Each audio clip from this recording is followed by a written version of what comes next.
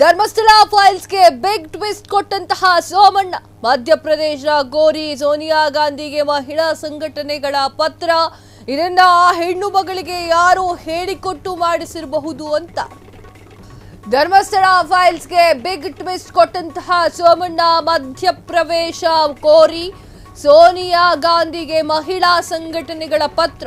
ಇದನ್ನ ಒಂದು ಹೆಣ್ಣು ಮಗಳಿಗೆ ಯಾರೋ ಹೇಳಿಕೊಟ್ಟು ಮಾಡಿಸಿರಬಹುದು. ಇದು ಸಿದ್ದರಾಮಯ್ಯ ಮತ್ತವರ ತಂಡದ ಹೊಸ ಕಥೆಯಂತಿದೆ. ಡಿಕೆ ಬುದ್ಧಿವಂತಿಕೆಗೆ ಬೇಸರಗೊಂಡಿರುವುದು ಹೀಗೆ ಮಾಡಿರ್ತಾರೆ.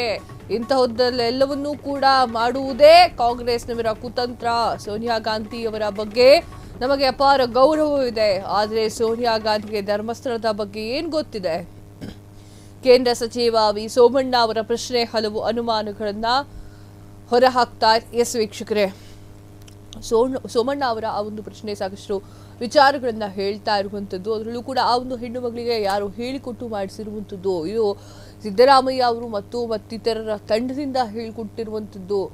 ಡಿಕೆ ಬುದ್ಧಿವಂತಿಕೆಗೆ ಬೇಸರಗೊಂಡಿರುವವರು ಹೀಗೆ ಮಾಡಿಸಿರಬಹುದು, ಆದರೆ ಸೋನಿಯಾ ಗಾಂಧಿ ಅವರಿಗೆ ಧರ್ಮಸ್ಥಳದ ಬಗ್ಗೆ ಏನು ಗೊತ್ತೋ ಏನು ಗೊತ್ತಿಲ್ಲ ಅಲ್ವಾ ಅಂತ ಹೇಳಿ ಸೋಮಣ್ಣ ಅವರು ಹೇಳಿರುವಂಥದ್ದು.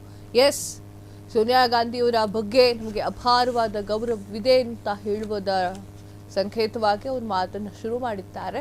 ಅದೇ ಸೋನಿಯಾ ಗಾಂಧಿ ಅವರಿಗೆ ಧರ್ಮಸ್ಥಳದಲ್ಲಿ ನಡೀತಾ ಇರೋದು ಏನು ಗೊತ್ತಿದೆ ಅಂತ ಹೇಳಿ ಕೇಂದ್ರ ಸಚಿವ ವಿ ಸೋಮಣ್ಣ ಅವರು ಪ್ರಶ್ನೆಯನ್ನ ಕೇಳಿದ್ದಾರೆ. ಈ ಒಂದು ಪ್ರಶ್ನೆಗೆ ಸಾಕಷ್ಟು ಅನುಮಾನಗಳು ವ್ಯಕ್ತವಾಗ್ತಾ ಇದೆ. ಧರ್ಮಸ್ಥಳ ಫೈಲ್ಸ್ಗೆ ಹೋಗೋದಂತೆ ಬಿಗ್ ಟ್ವಿಸ್ಟ್ ಸಿಗ್ತಾ ಇದೆ. ಮಧ್ಯಪ್ರವೇಶವನ್ನ ಕೋರಿ ಸೋನಿಯಾ ಗಾಂಧಿಗೆ ಮಹಿಳಾ ಸಂಘಟನೆಗಳು ಪತ್ರವನ್ನ ಬರೆದಿರುವಂಥದ್ದು. ಎಲ್ಲರಿಗೂ ಪತ್ರ ಬರೀತಾರೆ. ಈಗ ಬೇರೆ ಪಕ್ಷಗಳು ಬಿಜೆಪಿ ಅವರು ಬರೆಯಲ್ವಾ ಪತ್ರವನ್ನ ಅವರ ಒಂದು ಹೈಕಮಾಂಡ್ಗಳಿಗೆ.